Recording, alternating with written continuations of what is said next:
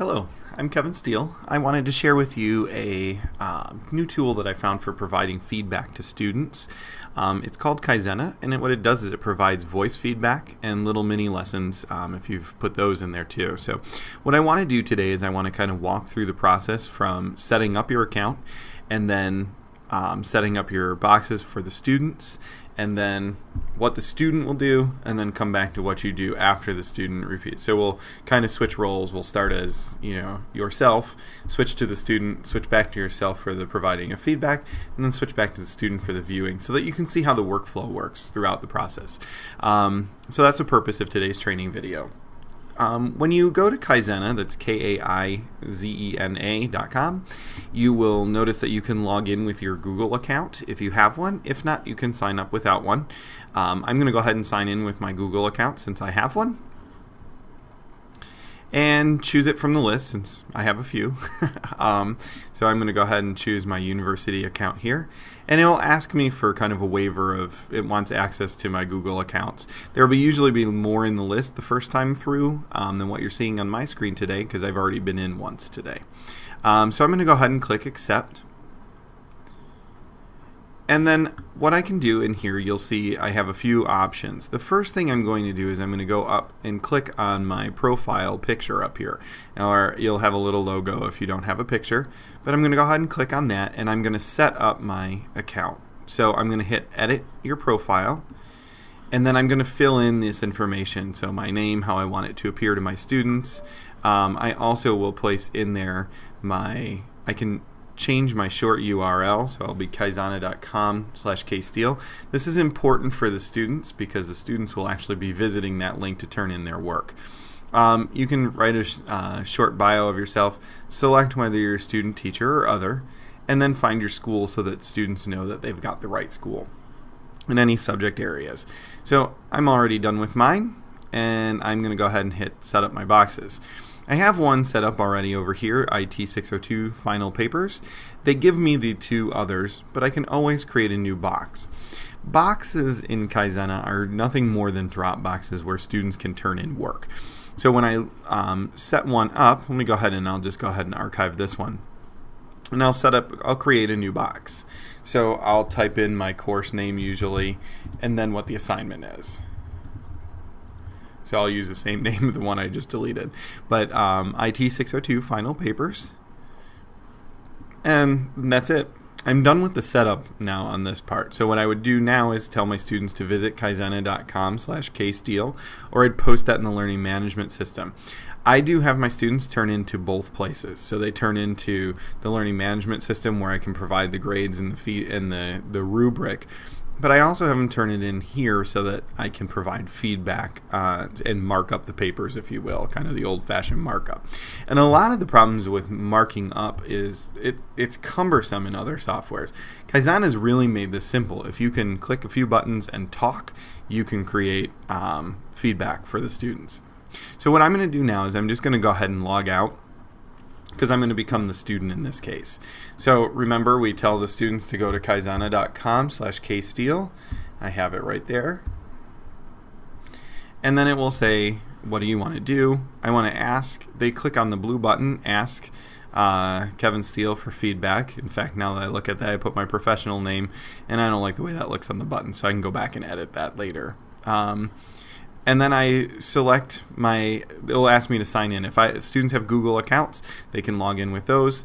If they do not, they can just log in with their regular email. I do happen to have a separate account, which will log me in a little bit differently here.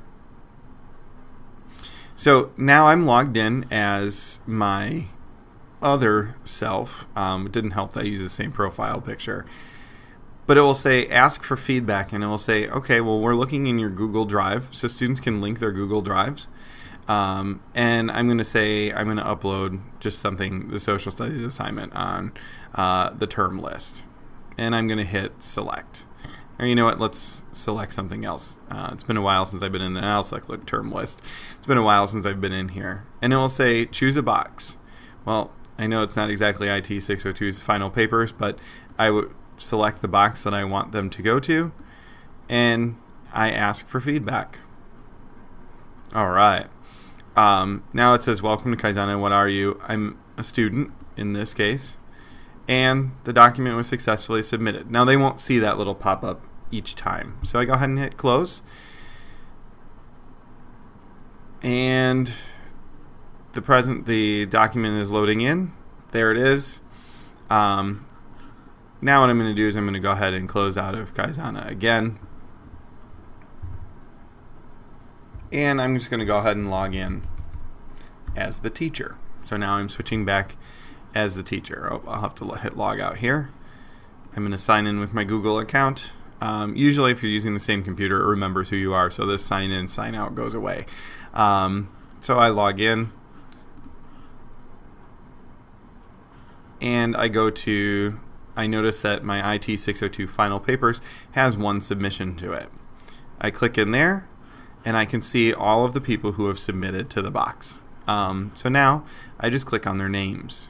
I highlight the text I want to have a comment on, and instead of having to type these cumbersome texts, all I do is I hit the microphone and I hit record. Now I record my feedback, so I might say, you know, what about abolitionists? How does that fit within the term of abolish? I click on stop, it processes, and I'm ready to go. So now I get down to anarchy, and I might say, it might be a written paper, I might say, you need a source for this, or you know, how are you finding this statistic? I can also type feedback too. So, you know, I could just put source needed and hit the comment. Or, one of my favorites here, my students regularly do annotated bibliographies in my class, and the problem is they don't exactly know what the annotation part of the bibliography is. So therefore I might say I can actually click on that link button, and if I have to preset these up, and we'll go over that a little bit later. I preset up regular occurrences, so I say annotated bibliography. Now this is something I've already put in there. I hit attach, and what that is it's a link out to another video tutorial like this about how to create an annotated bibliography. So when they come in here, or if it's comma splices, it could be a video about comma splices. So when you have that regular occurrence of you know, passive voice or grammar rules, you could actually link to your videos or someone else's videos about how to fix those areas. Once I'm done, I'll simply hit close, and then it will say, what do you want to do? Well, I want to post the link in the Google Doc, and it puts it under the comments button. So when you're the student, they have to kind of look for that one. So, or I can hit send email, and it will send an email to the student, because remember, they've logged in, so you don't have to remember any of that. So what I've basically done here is I've put it in the comments, in addition to sent them an email saying, hey, I'm done providing feedback. Now I go back to the dashboard with the final papers using those back buttons, and I go on to the next student. Pretty easy, and the best part is I've done this all without paper. So I've saved a few trees in the process, in addition to toner costs and all those things that we bark about in IT all the time. Now what I'm going to do is I'm going to switch over to the student view.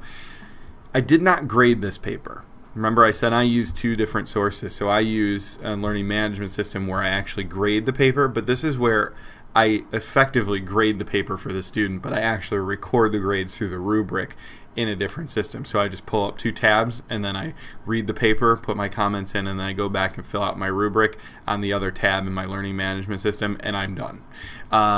So it's really not an extra step, and I didn't have to put pen to paper on this one. So now here's what the student sees. But you'll notice new feedback from Kevin Steele. So the student then gets, I can go to view feedback, and it logs them right in. So they say, yep, this is me, that's my account. And now remember, I'm the student now, and I'm looking at this. I can click on this, and when I click on these highlights, now I record my feedback, so I might say, you know, what about abolitionists? Okay, so you get the idea. But now the student can actually listen to your voice and listen to your lesson, and you didn't have to type anything. So you can elaborate a little bit more than when we're trying to type things in. Remember, this was the comment that I placed in. Here it is over on the side, source needed. So the student just goes through and clicks on these. Annotated bibliography. When I click on that, hello. In preparation for the... it will take me out to my annotated bibliography lesson for the students. So now I could actually provide real-time feedback, and I can remind them of things we did before. Perfect for those of us who are flipping the classroom. The other thing I want to show you with this, and I will just go ahead and I'm going to go to my drive. This student received an email. If the student email option is not working, it goes into their Google Drive here. That was in social studies, and it was the term list. Here it is. Term list. So now in term list, the comments section is lit up, and here it is. So if students aren't getting the emails, all they have to do is go to this and the comments. Now I know what happens, students don't look for that. So if we train the students just to go directly there, and then when they click on that, it takes them right back to where we were. One more thing before I let you go for today is how do I do that annotated bibliography? How did I put that video lesson in there? So now I'm going to go back to Kaizena, and I'm going to be the instructor again. Let me log out here because I was in as student. Again, you won't have to do this because I'm just switching back and forth. There is this link to resources up here. So what you're doing when you're creating those kind of canned responses or those canned lessons is you're going to resources and then you're hitting add resource. So this one might be on comma splices, and I can as long as it's out on the internet, I can link to it. So I can put a Word document up and link it to my Google Drive, and put it in my Google Drive and link it. I can link to a YouTube video, whatever the case is. So let's say, for instance, I'm just going to take the first one that appears, only because I'm cheating for you and saving you time. Alright, so let's just say this is a good one. Oh my gosh, it's 25 minutes long. My students will hate me, but I'm just showing you the linking. We go back to Kaizena's resources.